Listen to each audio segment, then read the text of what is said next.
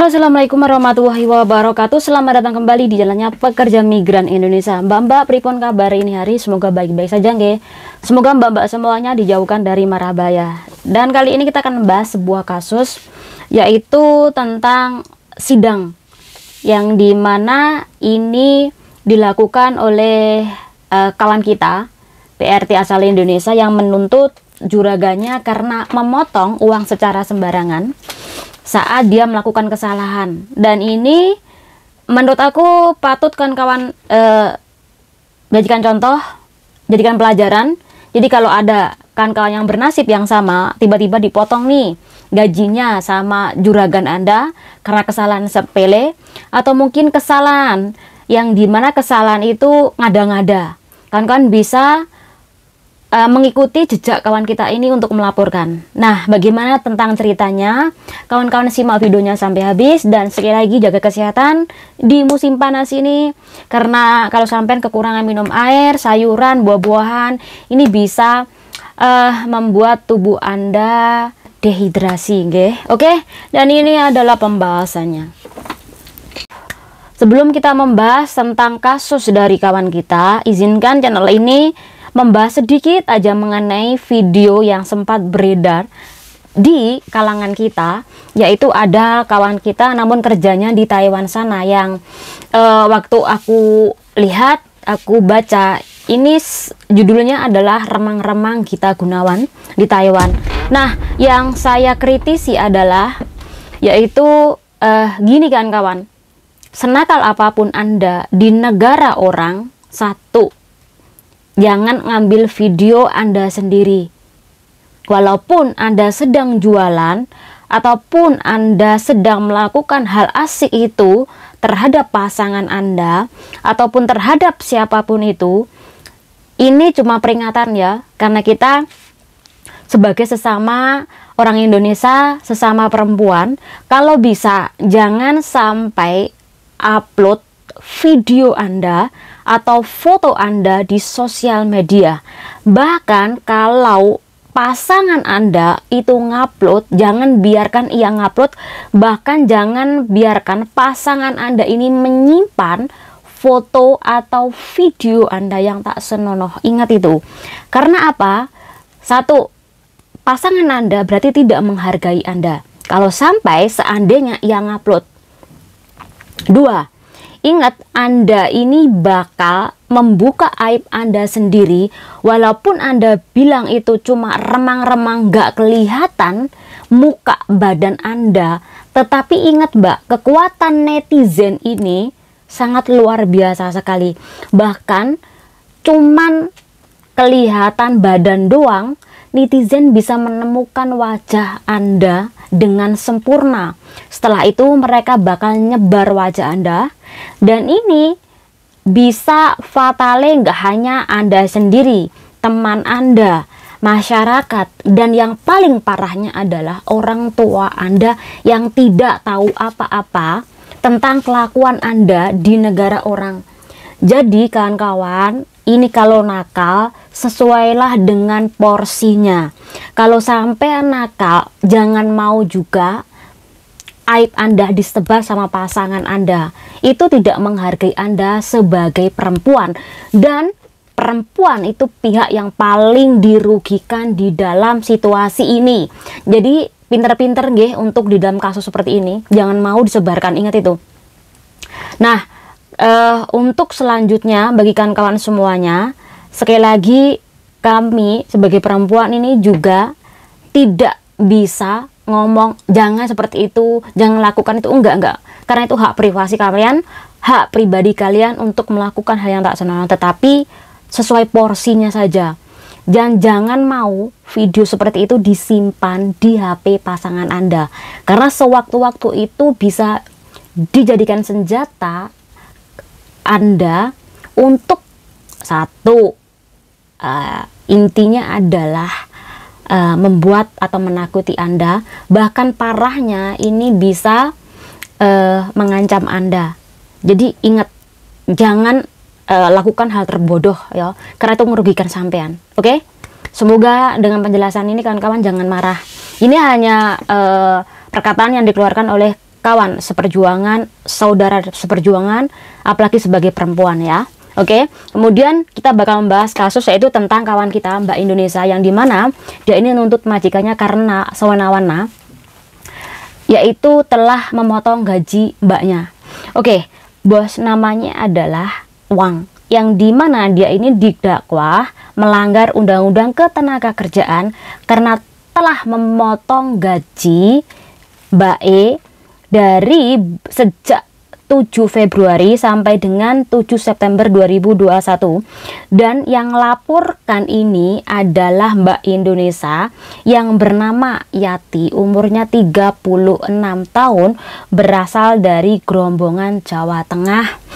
Dan ada beberapa potongan dari gaji.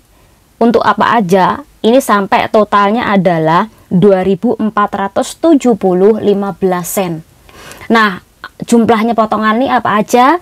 Yaitu satu, pernah dipotong karena kasih dua tetesan di dalam baju, yaitu mereknya Burberry. Jadi mbaknya ini dipotong 600. Ini yang pertama. Kemudian yang kedua,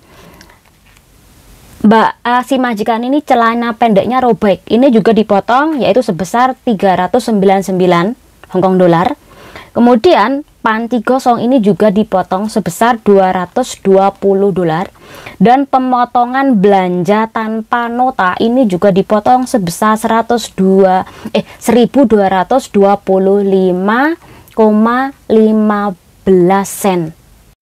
Jadi mbaknya ini akhirnya menulis sebagai bukti, dan akhirnya dari bukti itulah dibawa ke sebuah labor, dan di situ akhirnya pada tanggal 10 November 2022 ini bersama dengan organisasi ini mengangkat kasus mbaknya ini dimasukkan ke labor, dan akhirnya persidangan dan mendenda majikannya sebesar 6.000, dan majikan ini harus mengembalikan uang dari mbaknya yang dipotong tadi, yaitu sebesar 1.200-an. Nah, 1.200-an itu adalah pemotongan yang dimana ini yang tidak masuk akal. Contohnya adalah pemotongan kalau tidak memberikan kwitansi majikan ketika belanja, ini dipotong sebesar 1.200. Ini adalah pemotong yang tidak masuk akal. Namun Mbak E ini kayak merusakkan baju Burberry yang harga yang dimana dipotong 600, kemudian merusakkan panci, menyobekkan celana pendek, ini tidak masuk di dalam pengembalian gaji mbaknya oleh majikan. Oke, jelas-jelas kita tahu bahwa undang-undang di negara ini kalau perihal potongan majikan ini tidak boleh memotong sebesar lebih dari 300 Hongkong dolar.